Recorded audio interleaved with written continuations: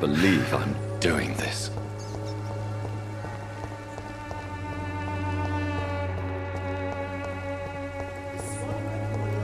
This district seems to get uglier every year.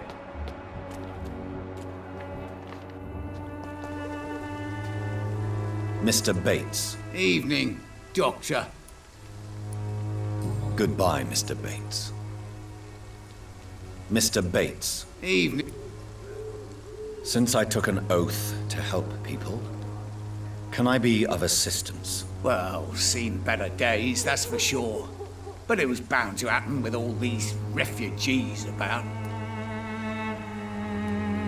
Infecting you is probably the last thing on these people's minds. Take this, in any case. What? You give me this for free? Don't have a clue about this place, do you? Goodbye, Mr. Bates.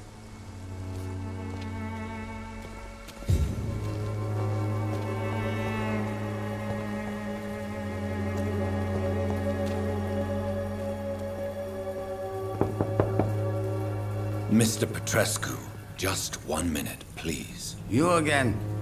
Go away.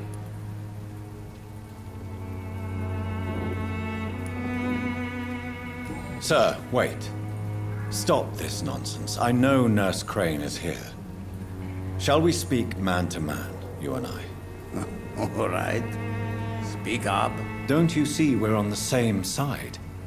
We fight to help the poor, sick, and abandoned. I'm nothing like you, Mr. Doctor. Yes, you are. You too believe in providing medical care without charge. You know what we have to sacrifice to make the world a better place. I have to admit your words have conviction. All right, I'll let you see Dorothea. Don't make me regret this, though.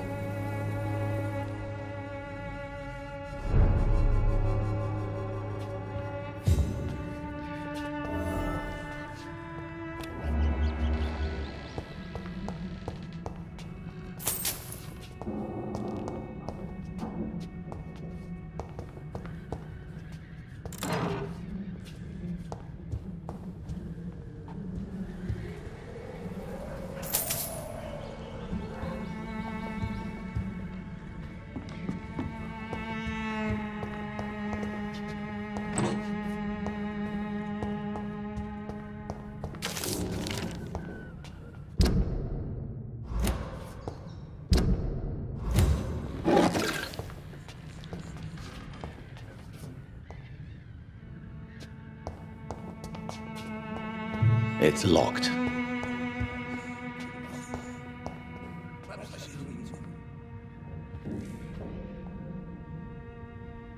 If you want to talk to Dorothea, you must go across the courtyard and take the stairs. We've not been formally introduced. May I ask your name and occupation, sir? I am Darius Petrescu. I'm here to keep snitches and spies away from Dorothea. And I also run this little print shop.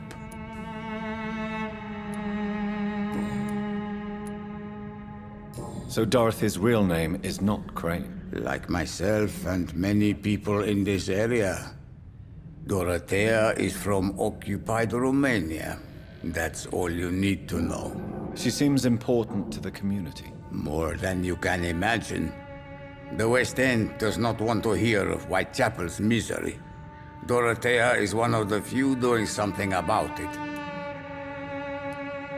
Tell me everything you know about Camellia, the mute florist. I do not believe in the afterlife, Doctor, but I'm almost convinced Camellia is an angel. She volunteered to give out our medical leaflets. Who is she, really? Do you know where she's from? She's not from around here, that's all we know. Camellia is not even her name.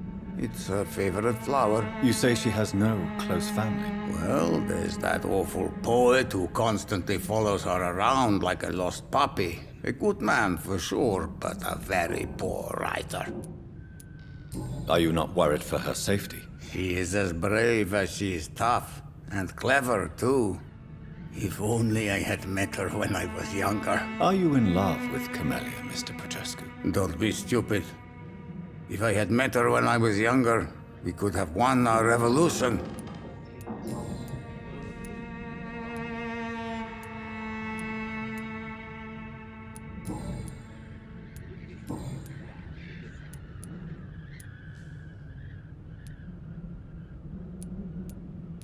Do you have any family left, Mr. Petrescu? Children or grandchildren? Who knows? I have abandoned my people for so long, they might as well be dead. As dead as I am for them, I suppose. Don't be embarrassed, sir.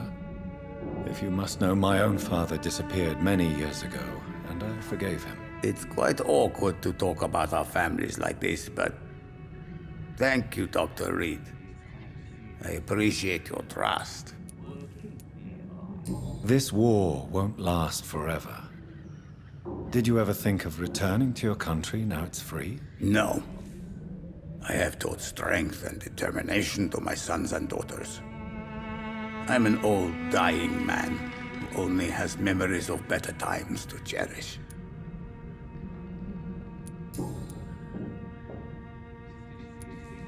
I know you fought for your country when it was occupied, Darius. Tell me more about it. I know my days are numbered, and I know I won't see my homeland again. But I fought for Romania all my life, and I will until my last breath. But Romania escaped the grasp of the Austro-Hungarian Empire. It's a free country again. But it's not the country I fought for. My homeland is not appeased, Doctor. And I still see a dark future ahead for my people. How did you meet Nurse Crane, Darius? Why does she trust you? I'm her oldest friend in England. Dorothea and I share many ideas about this country and about the country we left. You mean occupied Romania, don't you? Even if not directly, I fought against your enemies. Really? Then perhaps you have more in common with Dorothea than meets the eye, Dr. Reed. Goodbye, Mr. Petrescu. Yes? Do you need some help, Mr. Petrescu? I am very tired, but that is all. I don't need you, Doctor.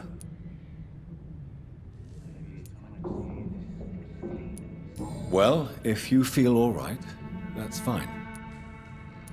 Goodbye, Mr. Petrescu.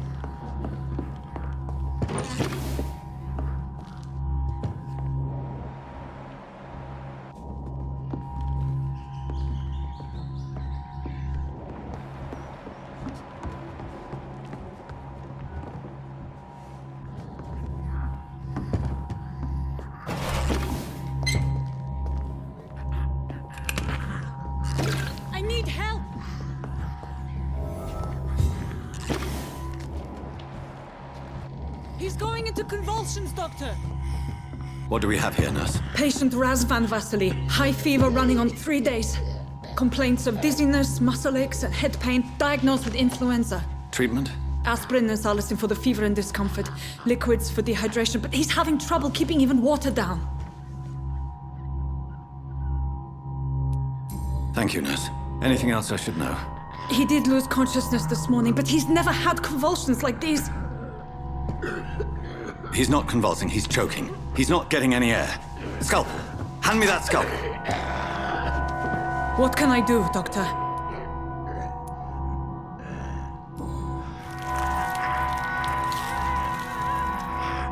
I need to perform a tracheostomy. Short pipe. That rubber tube will do. We're going to cut a passage for air through the neck. Yes, Doctor.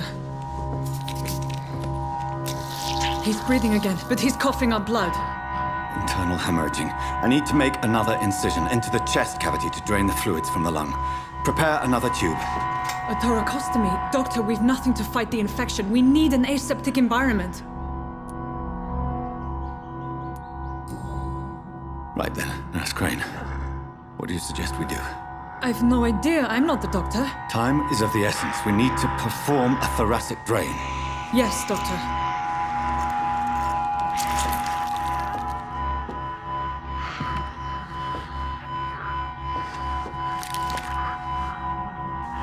He's still bleeding, Doctor.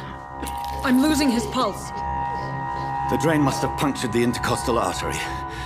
There's too much blood. Are you all right, Doctor? I can't see.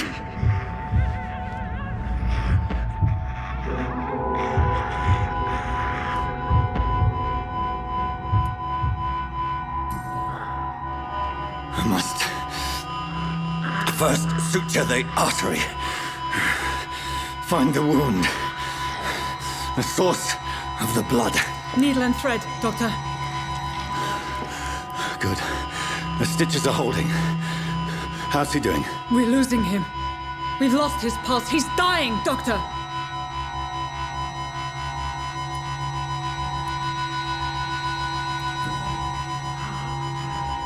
A dose of epinephrine, now. Yes, Doctor.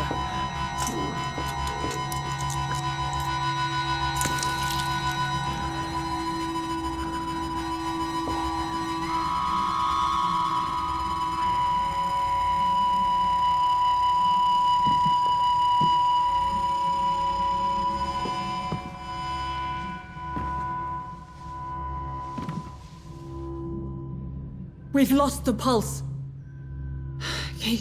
He's gone, Doctor. Nurse, we did everything we could. Truly? Everything you could. Is that how you'll report this in your log? Is this how the war went? Piling up one poor corpse beside the next?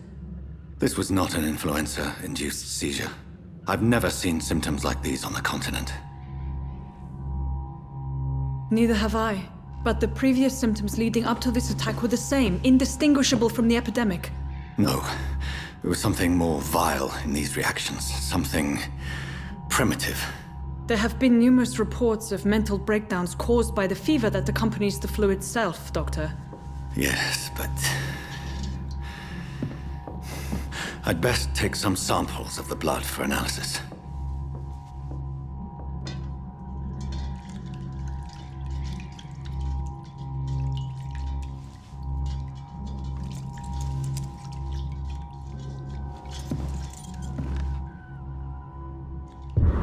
I doubt you're here to test my bedside manners. I suspect it was more than intuition alone that led you to us. So, how might I be of service, Dr. Reed?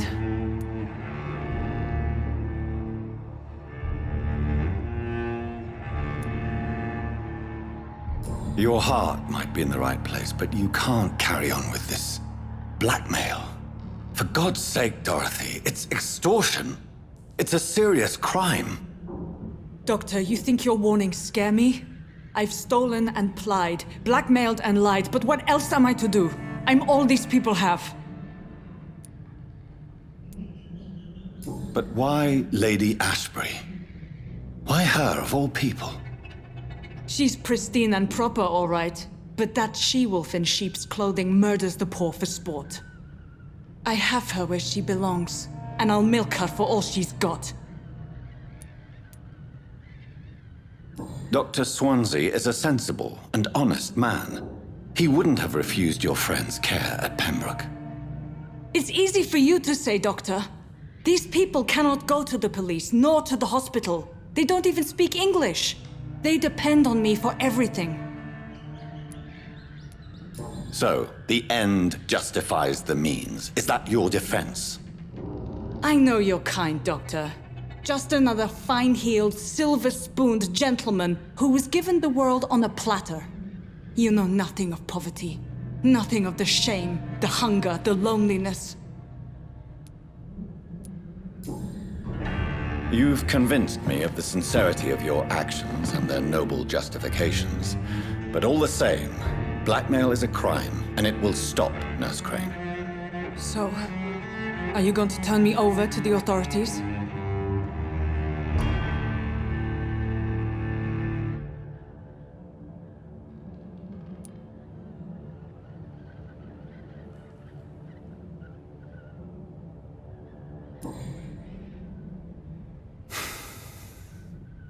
No.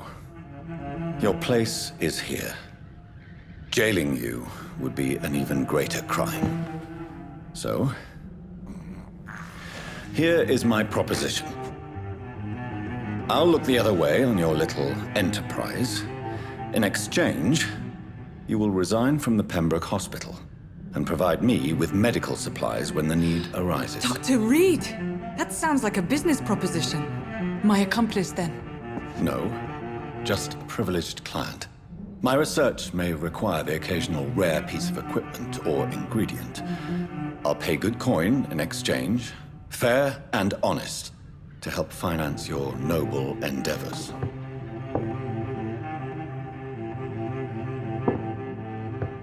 We have ourselves a deal, Doctor. Good customers are always welcome. Yes, Nurse Crane. We have a deal.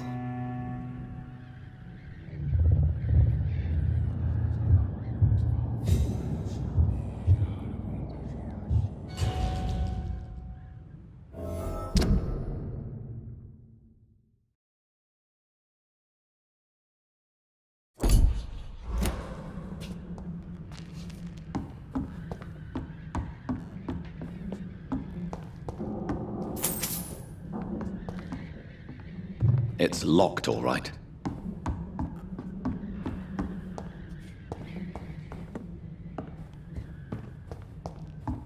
I cannot enter.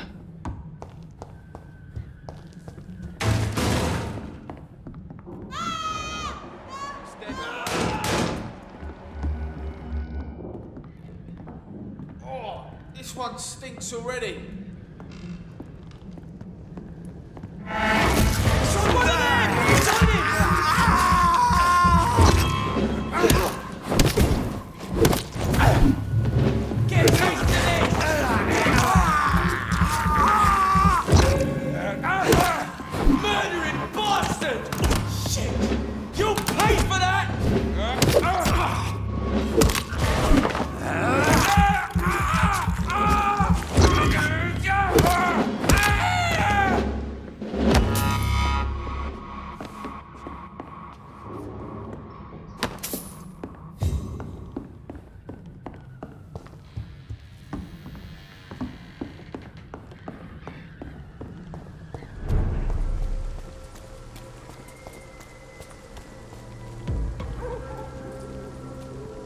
It's a leech! Kill it!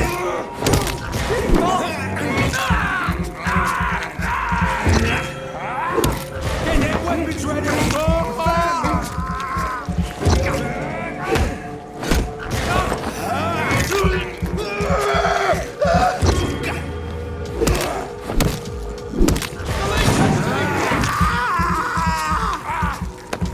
Murdering bastard!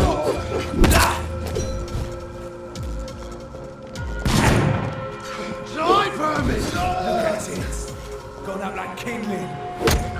The leech has teeth!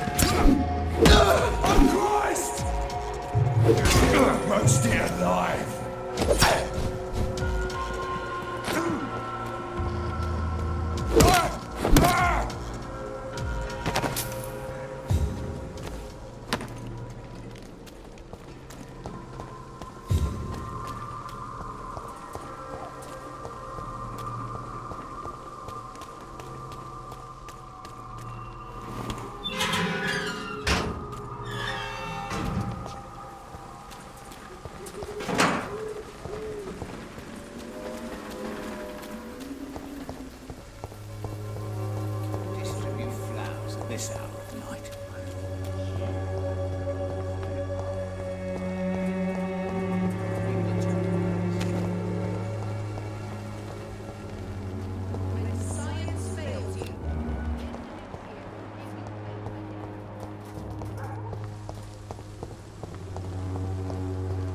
Its effectiveness has been proven by many.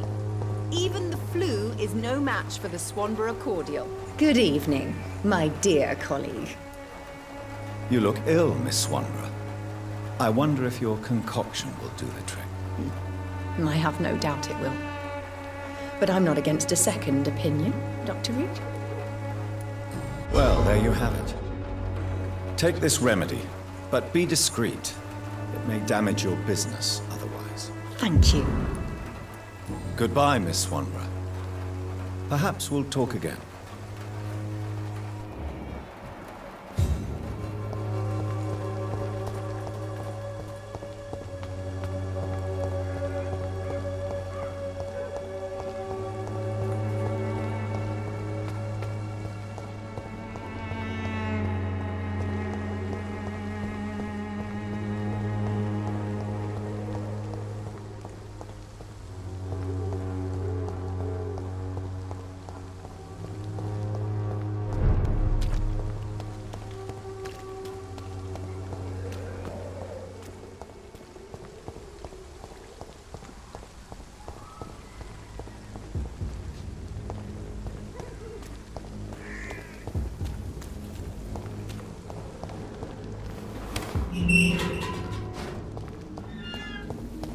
Human blood. Whoever left these marks did so deliberately. Kill it, boy! It's a bloody crime!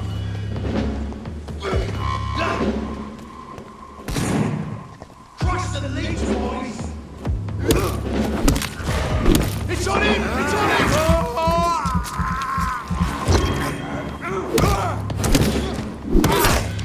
Fight for this! Its head!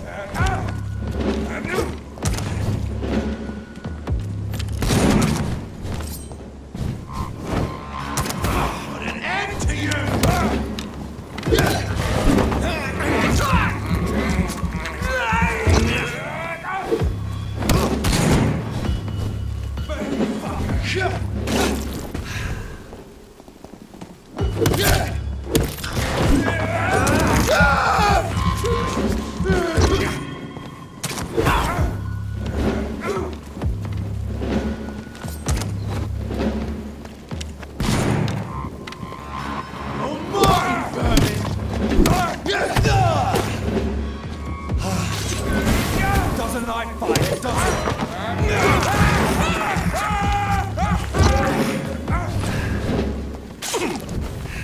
Let's see how it likes a bit of fire.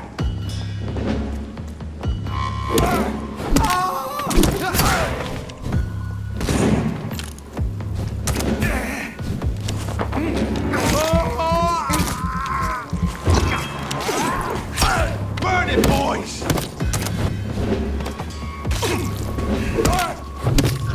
Die, vermin!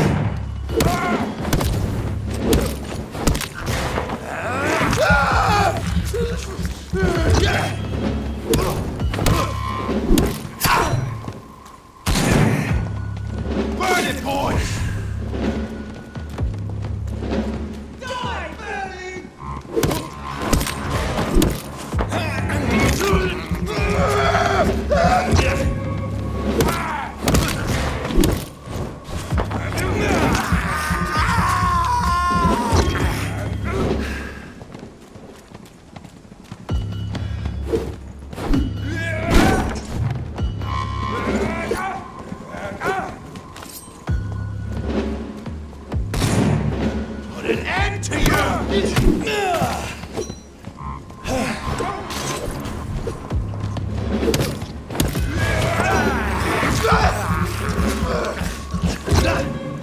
Burn it, boys!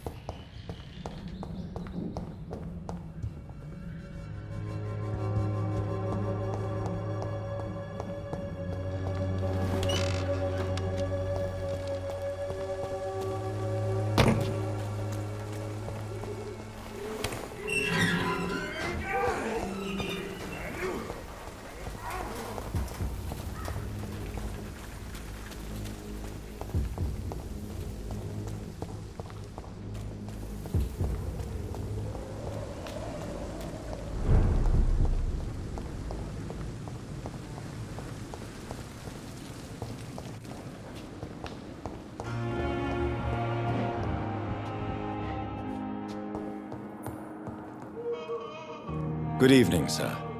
I'm Dr. Reed. May I help you? I don't know if a third opinion is needed. Your colleagues are already arguing about my condition. I see. Would you mind telling me more about your situation? I'm Harvey Fiddick. All I want is to get me bloody arm fixed properly. Is there anything else that's bothering you? Can I help in any way? Really? Why has no one else asked me that since I got here? I thought I was in a hospital. Unfortunately, you are not the only person who needs help. And complaining about it won't do you any good. Well, perhaps you're right, Dr. Reed. I'm sure if me missus was still alive, she wouldn't be happy with me going on like this.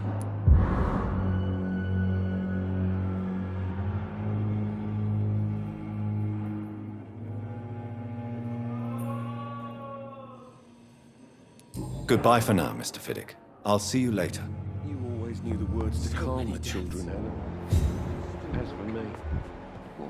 How can we be sure we're making a difference? Good evening, Doctor. I believe we're going to be working together. Dr. Reed. Dr. Swansea informed us of your arrival, but I could not dare to believe we'd have such good fortune. Such an honor, sir. Thank you. And you are? I am Thoreau Strickland, Dr. Thoreau Strickland. I'm a great admirer of your work, Dr. Reed.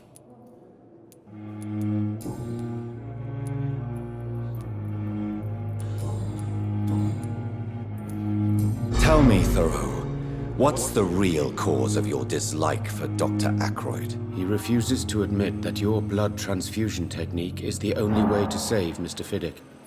I'm convinced we must use it. What Dr. Ackroyd really said is that you lack the skill to perform this operation efficiently. Is there anything you have to say about this? It's a false conceit. Dr. Ackroyd secretly envies your reputation. His jealousy blinds him. I'm not the real target here. Please, could you tell me something about yourself? I'm a great admirer of your work concerning blood transfusion, Dr. Reed. I run my own experiments. I'm convinced it's the future.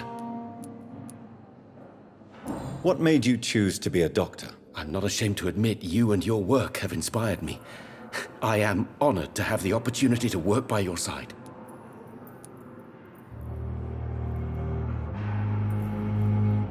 It's always a pleasure to share scientific and medical knowledge with someone eager to learn. I'll be glad to help you if I can. This epidemic may be the century's most terrible disaster, but I'm convinced that we, as doctors, are the only ones able to defeat it. I based my technique on my mentor's research. He helped me perfect my method. What is yours? I'd rather not talk about it. For now, it's just theories and first approach. My process is purely experimental and unsuccessful. As long as you're cautious and methodical, you may remain empty-handed, but you won't fail. You're not the first one to warn me, but I am convinced knowledge is the main weapon against the ravages of this epidemic. What can you tell me about the Pembroke? Well, it has always been an honor to work with Dr. Swansea. But with your arrival, I can't think of a better opportunity to learn about blood transfusion. You seem quite optimistic. It's a rare and precious attitude in these difficult times. I'm convinced that this epidemic is a test of endurance and dedication for us men of science. Questions remain about our capacity to resolve the situation. True. Last summer, during the first wave of the epidemic, I used to joke with Milton about the extra work. We're not smiling now. Do you need help with anything in particular? Well, yes, maybe. I'm waiting for a batch of products I ordered for my personal research, yet my supplier seems to have vanished. Do you want me to play the errand boy for you? Oh no, Dr. Reed. But if you went personally to his shop, what with your reputation and all, he wouldn't dare to refuse the products I need. I see. Well, give me the address, for I may pass by if I have time. Do you need my medical attention, dear colleague? You don't have to worry about me, Dr. Reed. I am here to assist you, not to be a burden. Goodbye, Dr. Strickland.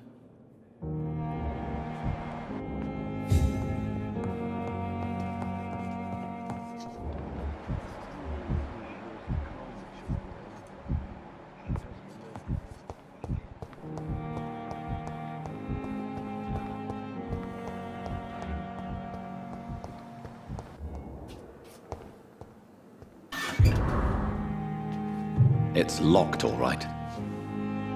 Good evening, Nurse Hawkins. Good evening, Dr. Reed. Do you need medical help yourself, Nurse? I'm afraid I've contracted some illness, Dr. Reed. Not under my watch, Nurse. Take this. You'll feel better. Thank you, Dr. Reed. Goodbye, Nurse Hawkins.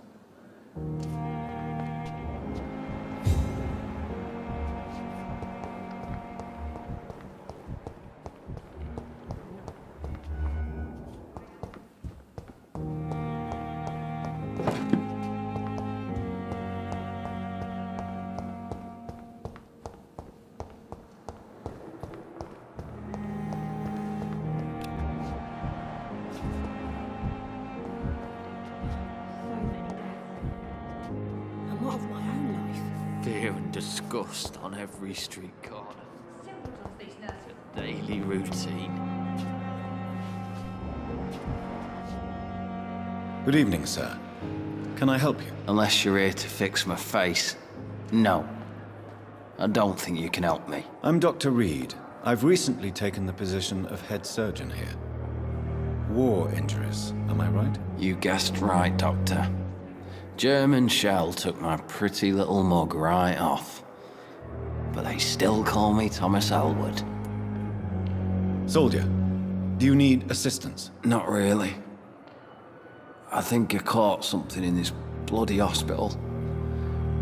I swear I'm dead, yet smiling inside, Dr. Reed.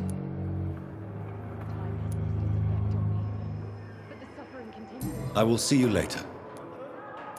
Goodbye for now, Mr. Elwood. No decency. All liars and thieves.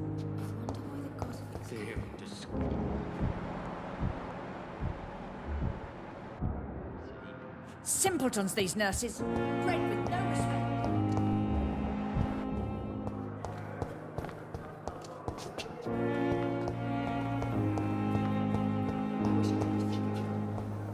Blood boil with the fever.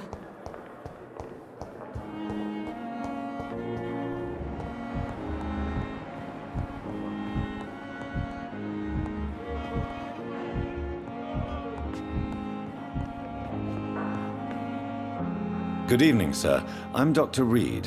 I believe we're going to be colleagues. Reed? Yes, I've been informed about your arrival. I'm Waverly Ackroyd. Welcome aboard, I suppose. Does my arrival inconvenience you in some way, Dr. Ackroyd? Let us just say that I don't particularly share Dr. Swansea's enthusiasm for hiring you. What we need here are reliable professionals, not overrated dabblers. If you have a problem with me, Dr. Ackroyd, please feel free to tell me. Dr. Swansea has imposed your presence on this hospital without asking anyone's advice. The benefit of his position. But I don't agree with it. I know we've never met before, but I believe this hospital could use all the help it can get. You will agree with that, I'm sure. Oh, but I have heard about you, Dr. Reed. Of course, you can't say the same about me, since I have not wasted my time courting the press.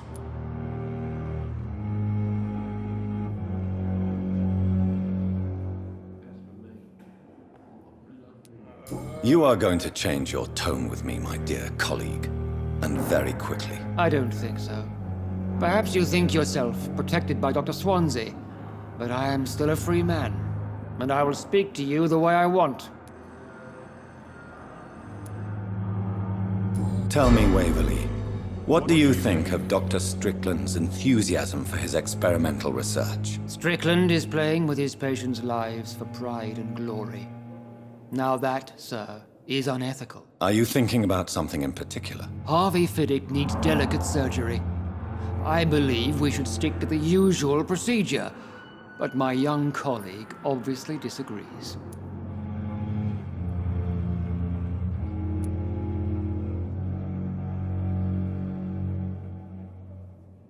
Why do you wish to lead this surgery? I strongly believe that Mr. Fiddick should not be butchered to test an unproven procedure. I really hope you're right about this, Dr. Ackroyd. I'm trusting your judgment on this. I'm not the kind of man who runs away from his responsibilities, Dr. Reed. There is no need for you to be looking over my shoulder. And are you not afraid that your rivalry with Strickland may be blinding you? Rivalry? I guess you could call it that.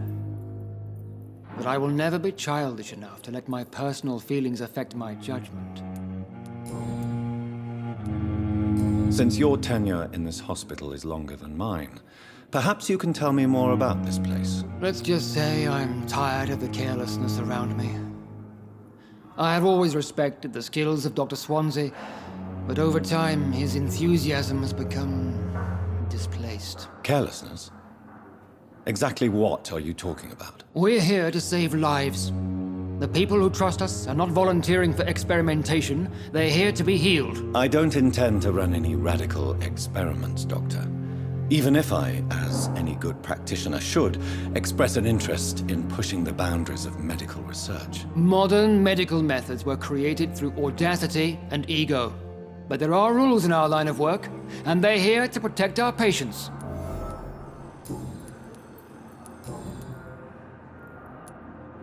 What do you think of Dr. Tippett's opinion of your promotion, Waverly? Tippett is a good practitioner.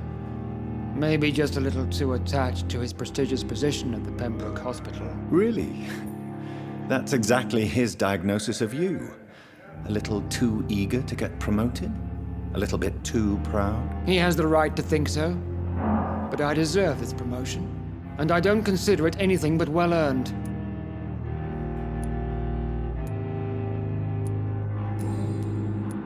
Thank you for your time. We'll talk later. Sweet girl. She reads me like a book. Never could keep anything from her. I'm alright. Don't waste your time.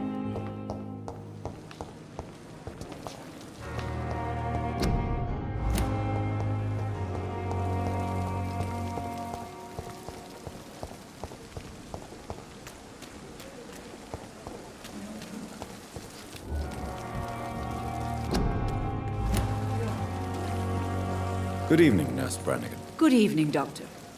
Do you require medical assistance, Nurse? I will be fine. As soon as I can get some sleep. Nurse, you won't be able to help people if you're sick. Take this And do try to get some rest. I'll try, Dr. Reed. Thank you. Goodbye, nurse. Call me if you need assistance.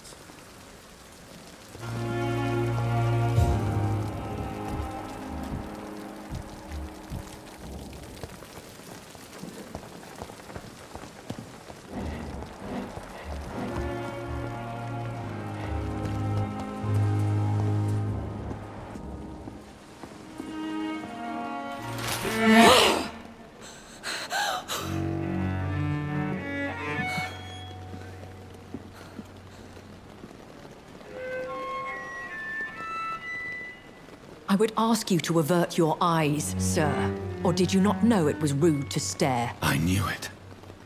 Speak up, Dr. Reed. I like a man who speaks his mind.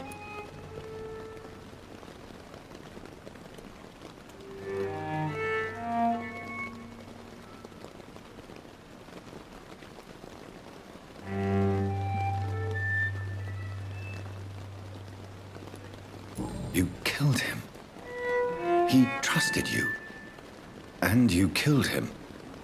Spare me your sarcasm, Jonathan. You are but newly born in this world.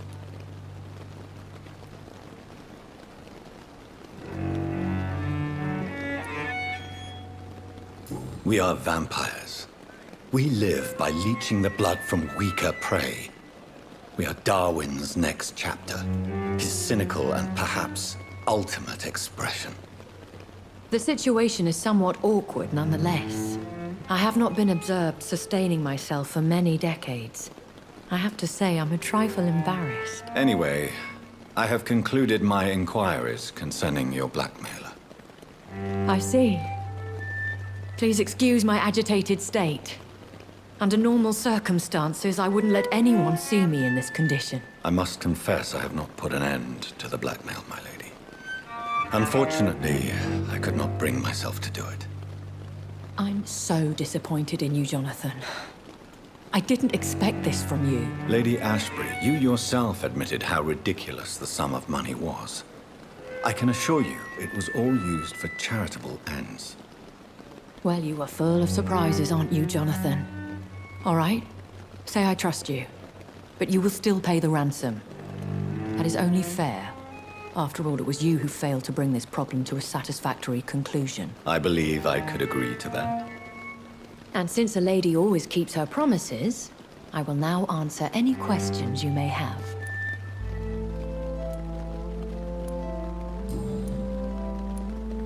I've been hearing a voice talking in my head. Is this some kind of insanity? It feels like the voice of the vampire that created me. Hush. Tell no one this. It would be unwise to talk of such things amongst British immortals. Speak no more of your maker.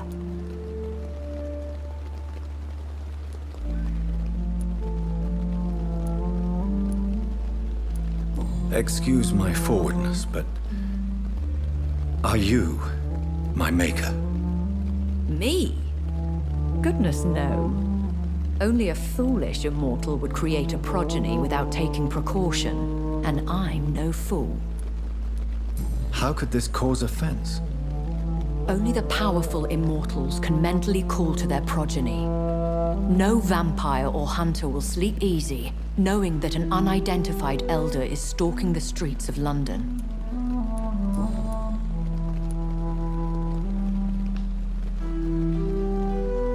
I don't understand.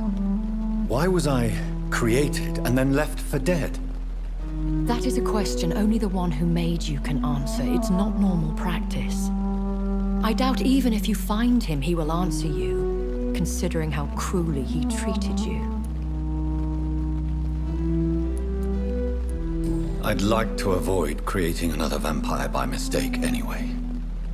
Tell me, how is it done? The process is dangerous. It could even kill your potential progeny. If you did decide to sire an offspring, they must drink of your blood, Jonathan. So me being a vampire could have been a mistake? I very much doubt it, Jonathan. Contrary to the legends, it is not as simple to make another vampire by just biting someone.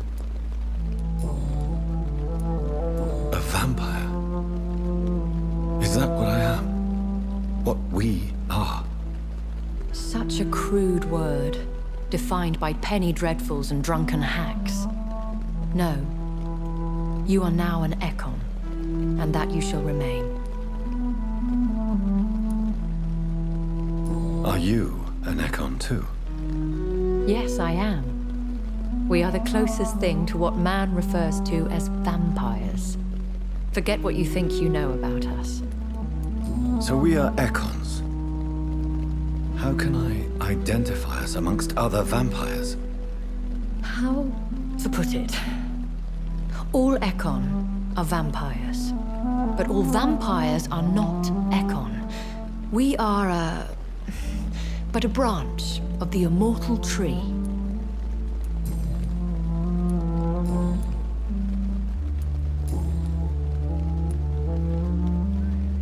Why does Dr. Swansea allow you to feed on the patients of the hospital?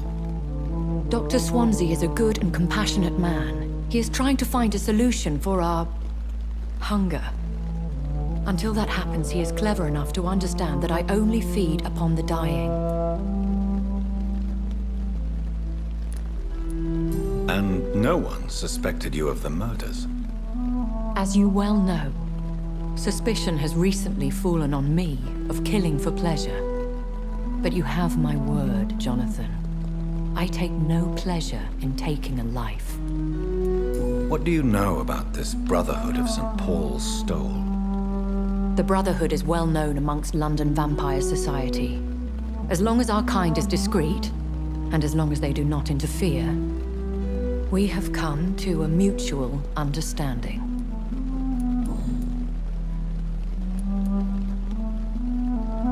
Why did you save me in the canning factory? I could hardly stand by and watch such a promising young blood as yourself be torn to shreds by some gutter scowl. William Bishop wasn't the vampire that created me then? No, Jonathan. Whatever their strength and demeanor, Scowls are the progeny of careless vampires. It cannot be the other way round. What type of vampire is a Skull? Not a true vampire. The deformed offspring of lesser vampires. It is a shame these creatures run wild, slaves to their baser instincts. I know this is beyond the pale, but may I inquire your age?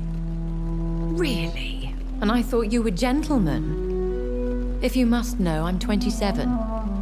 I've been 27 for a long time now, and 27 I shall remain.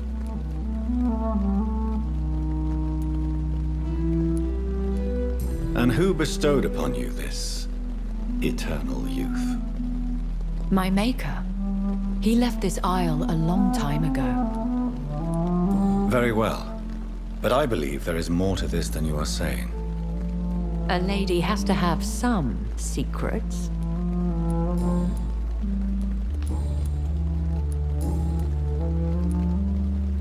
I've been away from London and England for 3 years. This isn't the city I remember. Things have gone from bad to worse here, Jonathan. I've lived in this city for a long time, and I've never seen it like this. The Spanish flu has hit London that bad? Yes, but it's not just that. I've heard things. Things I've not heard for a very, very long time. There are whispers in the shadows. Something far worse than the Spanish flu is here in the city. What is it you fear? Fear has long since flown this form. But there is something malevolent circling us. I feel fear is merely waiting in the wings. When I awoke, changed, I was chased and attacked by vampire hunters. Prepared and well-trained.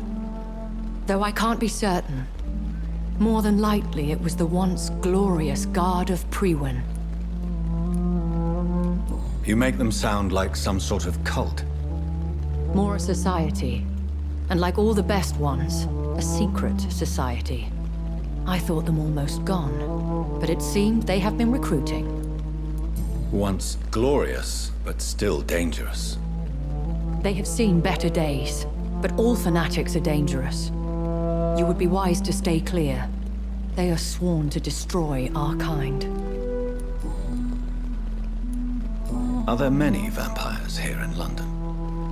Immortals are of a rare breed, and we often tend to hide. But you may occasionally meet some of us at night. Do you know any of them? Have you an idea of the identity of the vampire who attacked me? You mean your maker? No, Jonathan, I have no clue.